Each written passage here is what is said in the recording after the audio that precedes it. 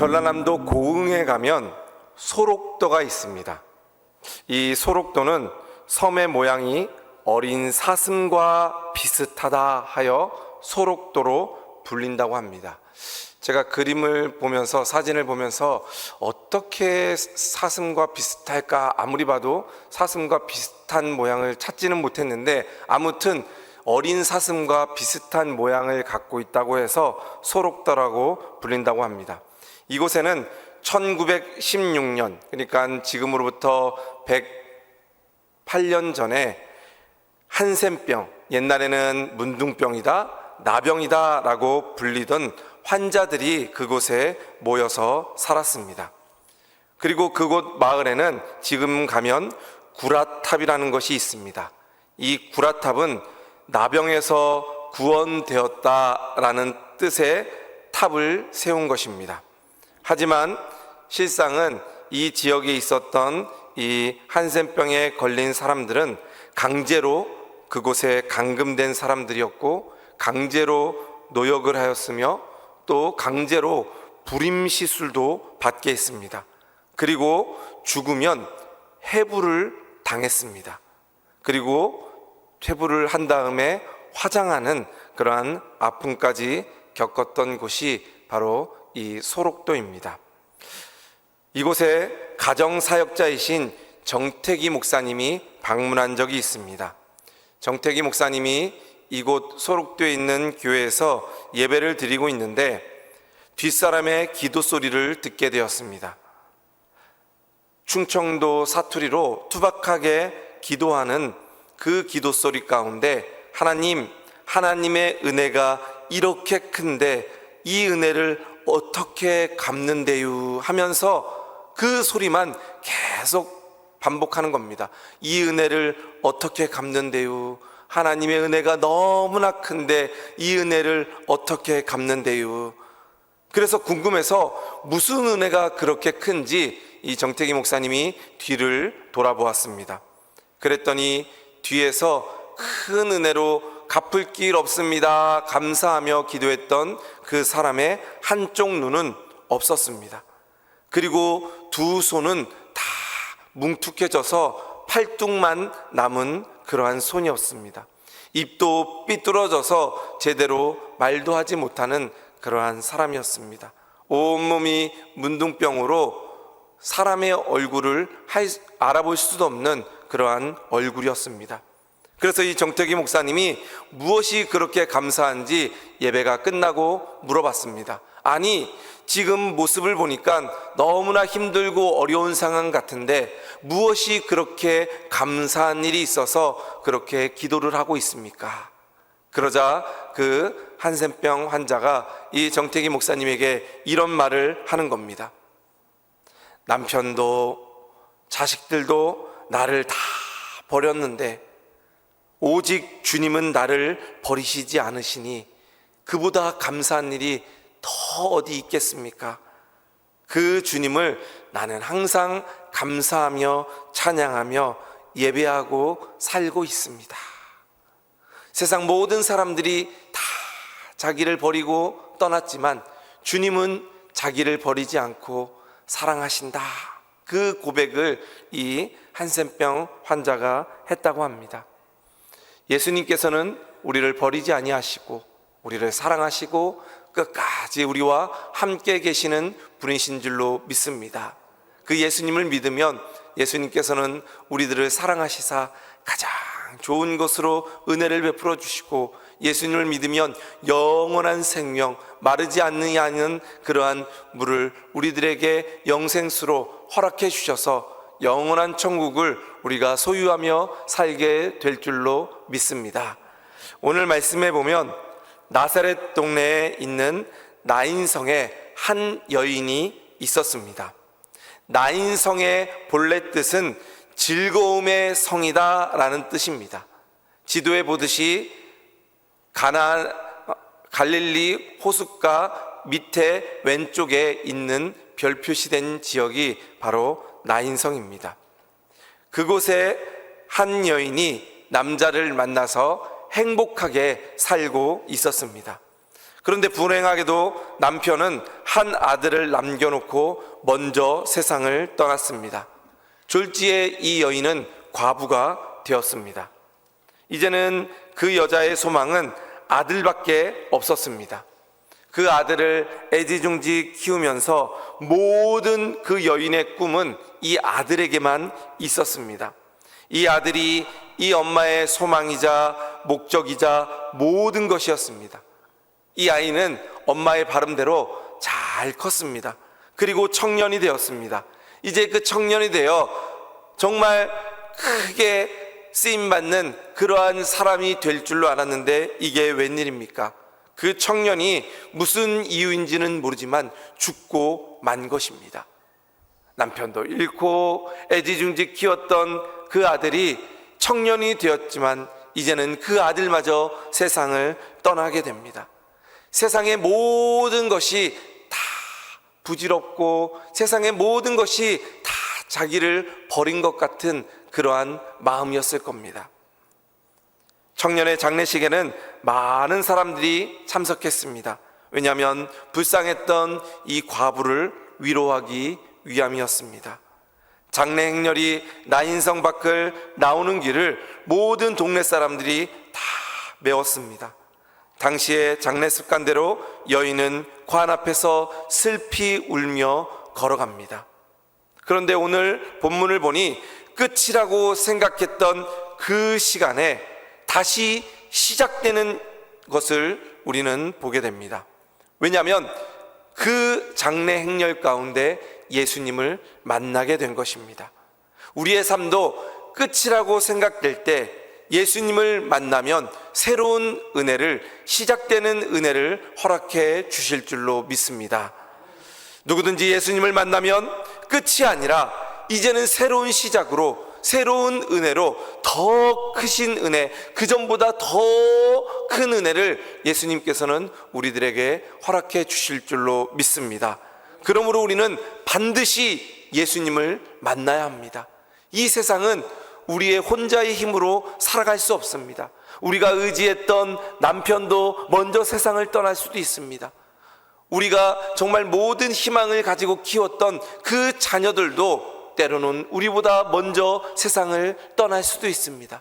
그러나 예수님이 우리와 함께 하신다면 그 큰 문제들 가운데도 하나님께서 우리와 함께 하심으로 은혜를 베풀어 주시고 모든 것들 위해 승리하며 주님이 모든 것들을 은혜 가운데 우리들에게 허락해 주실 줄로 믿습니다. 그것이 바로 기적과 같은 은혜입니다. 그러한 기적과 같은 은혜를 다 경험하는 우리 성도들 되시기를 주님의 이름으로 축복드립니다. 오늘 말씀에 보면 먼저 예수님은 찾아오시는 예수님으로 우리들에게 기적을 베풀어 주십니다. 오늘 본문 말씀 11절 말씀입니다. 11절 말씀에 보면 그 후에 예수께서 나인이란 성으로 가실새 제자와 많은 무리가 동행하더니, 오늘 말씀에 보면 내가 예수님을 찾아간 것이 아니라 예수님이 먼저 나인성으로 찾아와 주신 것입니다.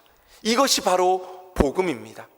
예수님이 나를 위해서 십자가에 달려 죽으시기 위해서 이 땅에 먼저 오신 것입니다. 그리고 나를 구원해 주신 것이 바로 예수님의 은혜입니다. 이것이 바로 복음입니다. 내가 무엇을 잘해서, 내가 어떤 능력이 있어서, 내가 어떤 것을 많이 드려서 절대 아닙니다. 예수님이 먼저 우리를 사랑하셔서 찾아오신 것이 바로 은혜고 기적입니다. 오늘 말씀은 나인성 과부가 남편이 죽고 아들 하나만 의지하며 키웠는데 아들이 죽었습니다. 너무나 절망적인 상황이었습니다. 이때 많은 사람들이 찾아왔으나 이 여인에게는 도움이 되지 않았습니다. 위로가 되지 않았습니다. 그러나 예수님께서 찾아오셔서 이 과부에게 울지 말라 말씀하시고 아들을 살려주셨습니다. 기적의 은혜를 베풀어 주셨습니다. 예수님과 함께하니 죽었던 아들이 살아난 것입니다. 예수님과 함께하니 기적이 일어난 것입니다. 우리 성도님들도 예수님과 함께함으로 기적과 같은 은혜가 매일매일 일어나기를 주님의 이름으로 축복드립니다. 기적 중에 가장 큰 기적은 죄인과 같은 나를 구원해 주신 은혜입니다. 예수님이 우리 성도들의 모든 죄를 다 사해 주시고 구원해 주신 줄로 믿습니다. 그 예수님의 그 믿음으로, 예수님의 그 은혜로 살아가는 우리 성도들 되기를 주님의 이름으로 축복드립니다. 나인성에 찾아오신 예수님은 그 전에 가버나움에 있었습니다. 나인성이라고 하는 이름은 성경 전체에 오늘 이 말씀 가운데 한 번밖에 없습니다. 왜 예수님께서 그 나인성에 가셨을까? 한 번도 가지 않았던, 성경 그 어디에도 나인성이라는 곳이 기록되지 않았지만 예수님은 그곳을 찾아갔습니다. 그 여인을 찾아간 것입니다. 그 여인을 만나기 위해 예수님이 직접 그곳에 가신 것입니다. 이처럼 예수님은 우리 한 분 한 분을 찾아오는 분이십니다. 오늘도 예수님을 만나는 그러한 은혜가 우리 모든 성도들에게 있기를 주님의 이름으로 축복드립니다. 한국 대학생 선교회를 세운 김준곤 목사님이 있습니다. 이 김준곤 목사님께는 신이라는 딸이 한 명 있었습니다. 이 딸이 두 아이를 낳고 행복한 결혼 생활을 하고 있었습니다. 그런데 29살이라는 젊은 나이에 암으로 세상을 떠나게 됩니다. 사랑하는 딸이 세상을 떠난 이후에 이 김준곤 목사님은 심리적인 고통을 경험했습니다. 하나님을 향하여 감사드리는 마음이 이제는 없어졌습니다. 어떻게 이런 사랑하는 딸을 먼저 데려갈 수 있습니까? 불평불만만 나왔습니다. 그때 이 김준곤 목사님이 이 고통 가운데 그것을 극복하는 과정을 이제 책으로 쓴 것이 바로 딸의 죽음, 그 존재의 제로점에서라는 책입니다. CCC 선교회, 대학 선교에서도 많이 읽었던 그러한 책입니다. 이 목사님은 딸 신이를 위해서 열심히 기도했지만 하나님은 그 딸의 고통을 치료해 주지 않았습니다. 그때는 마치 자신이 하나님께 외면당하고 있는 것 같은 슬픔을 느꼈고 섭섭한 마음도 하나님께 있었습니다. 당시 자신의 상태를 언어도 행동도 생각도 심지어는 나의 존재 자체도 다 제로가 된 것 같은 그러한 것을 경험했다라고 이야기합니다. 그러나 김준곤 목사님은 이 어려운 시간을 아브라함이 마치 이삭을 하나님께 바쳤던 그 신앙을 본받아서 극복해냅니다. 김준곤 목사님은 그날 이후로 세상의 욕심들을 다 버리고 가난해졌습니다. 그랬더니 마음이 가난해졌더니 더 풍요로운 것으로 하나님께서 채워주셨습니다. 하나님께서 자기 딸을 더 자기보다 사랑하시고 필요하셨기 때문에 하나님이 그분의 방법대로 먼저 좋은 곳으로 데려가셨다 생각하니 절로 찬양이 나왔습니다. 그리고 이 김준곤 목사님은 이렇게 고백했습니다. 아이들에게는 엄마의 죽음이고 사위에게는 아내의 죽음이고 나와 내 집사람에게는 딸의 죽음, 아비된 자로서 12번 더 딸의 죽음을 대신하고 싶었지만 고통과 죽음은 아무도 대신할 수 없습니다. 오로지 주님만이 내 딸을 대신할 수 있는 것입니다. 주님은 나의 가장 소중하고 보배로운 것을 끝내 뺏어가 버렸지만 나는 이제 주님의 그 빼앗은 손보다 주님이 다른 손에 준비하신 선물을 더 큰 기쁨으로 바라봅니다. 그러던 어느 날 내게 하나의 기적이 일어났습니다. 깊고 깊은 존재의 저 밑바닥에서 주님이 뚫으신 지하에서 생명수가 솟듯이 내 안에 밝은 목소리로 찬양이 터져 나왔습니다. 찬양의 영이 내게 주어진 것입니다. 그것은 분명 내 찬송이 아니었습니다. 내 속에 성령이 나를 대신해서 부른 찬송이었습니다. 부활하신 주님, 그 예수님이 나와 함께 나의 마음 가운데 찾아오신 것입니다. 예수님이 함께함으로, 예수님이 찾아오심으로 나를 먼저 하늘나라에 보내는 아픔이 있었지만 하나님께서 더 좋은 것으로 나에게 위로해 주시고 하나님이 함께 해주시는 그 은혜로 모든 것을 이겨낸 것을 그 책에 간증하고 있습니다. 우리는 이 세상에서 때로는 어려움을 만날 때도 있습니다. 그러나 그 어려움 가운데 하나님은 가장 좋은 방법으로 우리와 함께 해주시는 하나님이 바로 우리의 예수님이십니다.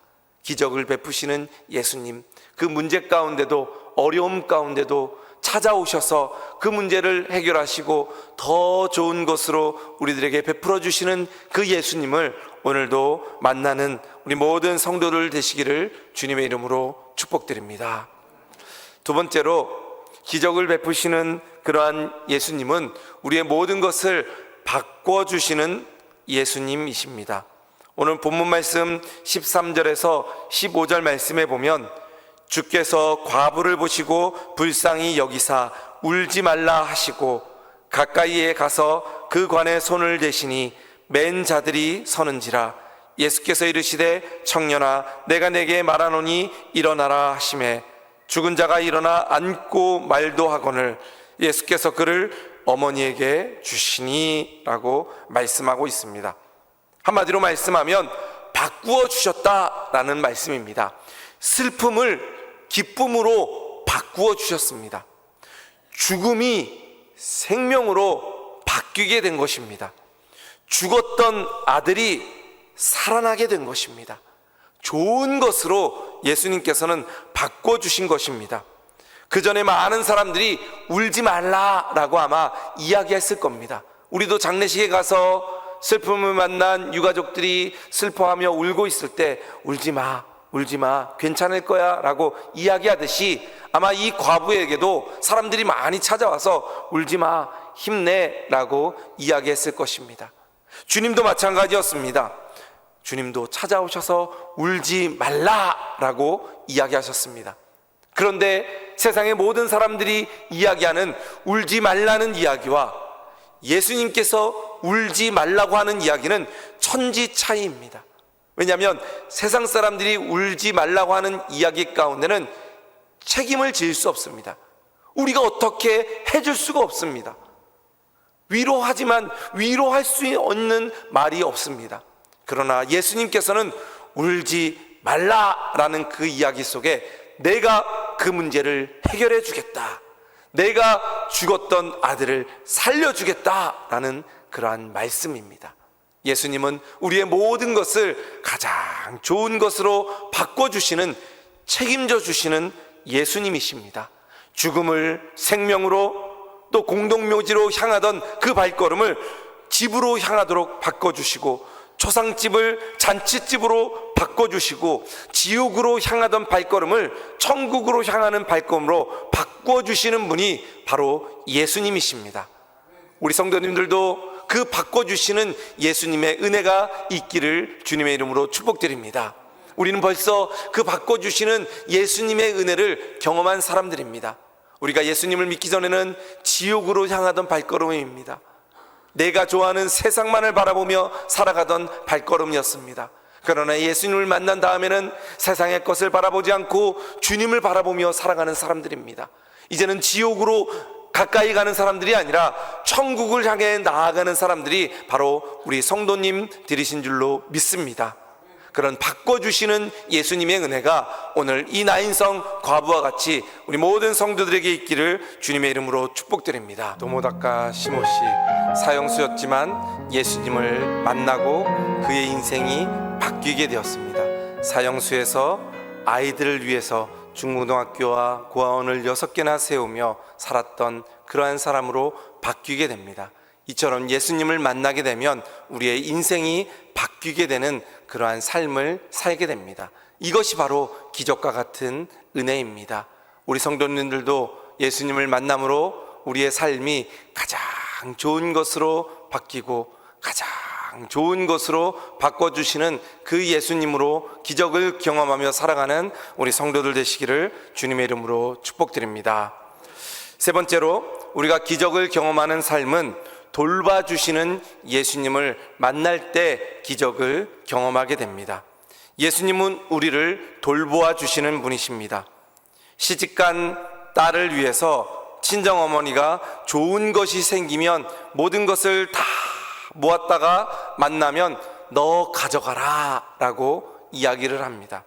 저희 장모님도 명절날 처갓집을 방문하게 되면 1년 동안 수건이나 그릇이나 기념품이나 좋은 것들을 받으면 다 모아두셨다가 필요한 것 있으면 가져가라 라고 이야기합니다. 그것이 바로 부모님의 마음입니다. 본인 쓰려고 모은 것이 아니라 사랑하는 딸에게 주려고 모은 것입니다. 바로 이것이 돌보신다라는 것입니다. 오늘 본문에서도 돌봐주신다라는 말로 표현하고 있습니다. 본문 16절 말씀에 보면 모든 사람이 두려워하며 하나님께 영광을 돌려 이르되 큰 선지자가 우리 가운데 일어나셨다 하고 또 하나님께서 자기 백성을 돌보셨다 하더라. 이 말은 나인성 과부가 한 말이 아니라 예수님이 하신 말씀이 아니라 관을 메고 뒤따라가던 많은 사람들이 그 상황을 지켜보며 했던 그러한 말입니다. 하나님께서 이 여인을 돌보셨다. 하나님은 자기 백성을 나 몰라라 버려두시는 분이 아니십니다. 하나님께서는 끝까지 그 백성을 돌보시는 분이 바로 하나님이십니다. 애굽에 있을 때도 하나님의 눈길은 항상 이스라엘 백성들에게 있었습니다. 그리고 그들이 출애굽할 때 하고 그들이 광야길을 걸어 다닐 때도 항상 하나님의 눈은 이스라엘 백성들에게 있었습니다. 그것이 바로 돌보시는 하나님의 은혜입니다. 다윗이 골리앗과 싸울 때도 하나님의 눈길은 항상 다윗에게 있었습니다. 다윗이 때로는 광야길을 돌아다니고 때로는 죽을 고비를 넘길 때도 하나님의 눈길은 항상 다윗에게 있었습니다. 돌보시는 하나님의 은혜가 있었기에 다윗은 늘 안전했습니다. 우리가 가는 곳마다 우리가 하는 모든 일마다 하나님께서 지켜보시고 하나님께서 보호하고 계신 줄로 믿습니다. 그것이 바로 기적입니다. 하나님이 나를 지켜보시고 하나님을 나를 돌보시니 우리가 안전한 것입니다. 내가 지금까지 살아온 것 내가 잘나서가 아닙니다. 내가 무슨 능력이 있어서가 아닙니다. 하나님이 지금까지 나를 지켜보시고 돌봐주셨기 때문에 내가 지금까지 살아왔음을 고백하게 됩니다. 이것이 바로 기적과 같은 은혜입니다. 폴 틸리라는 유명한 독일 신학자가 있습니다. 이 독일 신학자인 폴 틸리는 사랑의 첫 번째 의무는 상대방에게 귀를 기울이는 것이다 라는 말로도 유명한 신학자입니다. 한 시대를 신학자로서 획을 그었던 아주 유명한 사람인데 이 폴 틸리에게는 아픔이 있었습니다. 이 사람은 원래 독일에서 태어나고 독일에서 신학 공부를 했던 독일 사람이었습니다. 그런데 히틀러가 정권을 잡고 모든 예수님을 믿는 사람들, 신학자들을 탄압하면서 결국에는 독일에 살지 못하고 미국으로 망명을 하게 됩니다. 그리고 미국에서 신앙생활을 하고 이제 학생들을 가르치는 일들을 시작했습니다. 모든 것이 다 처음이었습니다. 낯선 땅에 와서 모든 것이 다 처음이라서 어색하고 할 수 없을 것 같았지만 아이들을 가르치는 일을 하게 됩니다. 강단에 서서 아이들에게 신학을 가르치는데 아이들이 이곳저곳에서 막 웃는 겁니다. 강의 시간대마다 마치 비웃는 듯 뜻한 그러한 웃음을 아이들이 하는 겁니다. 용기가 없어졌습니다. 강의를 할 때마다 힘이 쭉쭉 빠집니다. 어떻게 한 학기를 마쳤는지 모릅니다. 그리고 이제는 내가 신학을 하지 못하겠구나, 다른 일을 찾아봐야지 라고 생각할 때 한편의 편지가 그 폴틸리에게 왔습니다. 그 편지에는 이름도 없었습니다. 그런데 그 편지에는 이렇게 써져 있었습니다. 교수님, 우리들이 웃는다고 해서 결코 낙심하지 마십시오. 힘내십시오. 우리가 웃는 것은 교수님이 독일 분이어서 영어를 할 때 독일식으로 영어를 발음하기 때문에 우리가 웃는 것이지 교수님이 싫어서 웃는 것이 아닙니다. 교수님의 강의가 형편없어서 웃는 것이 아닙니다. 교수님은 가장 좋은 강의를 우리에게 해주시고 교수님은 가장 명강의를 우리에게 해주고 있습니다. 교수님, 우리는 교수님을 사랑합니다. 존경합니다. 라는 그 한 통의 편지였습니다. 그 전까지는 내가 왜 이렇게 살아가나, 내가 이곳에 와서 할 일도 없다, 이제는 다 포기한 상황이었지만 이 한 편의 편지로 힘을 얻고 다시 강의하기 시작합니다. 그리고 유명한 신학자가 되고 정말 하나님의 귀한 일들을 감당했던 신학자가 됩니다. 많은 그러한 신학자들을 또 키우게 됩니다. 그리고 어느 날 이 편지를 썼던 학생을 찾습니다. 누가 이 편지를 썼는지 찾지만 그 학생을 찾을 수가 없었습니다. 그러면서 느낀 것이, 하나님께서 나를 돌보아 주셨구나. 하나님이 나에게 힘 주시고 용기를 주셨구나 라는 것을 깨닫게 되었습니다. 모든 것을 포기하고 싶었을 때 하나님께서는 그 편지 한 통을 나에게 주셔서 힘 주시고 능력 주셨기에 내가 지금 이렇게 하나님의 큰 일을 감당할 수 있습니다 라고 고백을 하였던 것입니다. 하나님은 이 폴틸리만, 또 나인성 과부만, 다윗만, 이스라엘 백성들만 돌봐주시는 분이 아니십니다. 여러분, 한 사람 한 사람을 돌봐주시고 하나님께서는 여러분과 함께 해주시는 분이 바로 우리에게 기적을 베풀어 주시는 바로 예수님이십니다. 그 예수님과 함께 동행하는 우리 모든 성도들 되시기를 주님의 이름으로 축복드립니다. 말씀을 정리하겠습니다. 우리가 기적과 같은 그러한 것을 경험하기 위해서는 나인성 과부와 같이 찾아오는 예수님을 만나야 됩니다. 예수님, 오늘도 우리 가운데 함께하여 주옵소서. 예수님을 만나고 내가 변화되는 삶을 살기 원합니다. 나의 삶이 변화되고 나의 생각이 변화되고 나의 모든 문제가 변화돼서 정말 하나님께 영광 돌리는 그러한 우리의 삶이 되도록 인도하여 주옵소서. 우리의 모든 상황 가운데 우리를 지켜주시고 우리를 돌보아 주시는 그러한 하나님의 은혜로 오늘 하루를 살아가는 우리들 되도록 주님 인도하여 주옵소서. 날마다 기도하며 살아가는 우리 성도들 되어서 예수님과 함께함으로 기적을 체험하는 그러한 우리 모든 성도들 되시기를 주님의 이름으로 축복드립니다.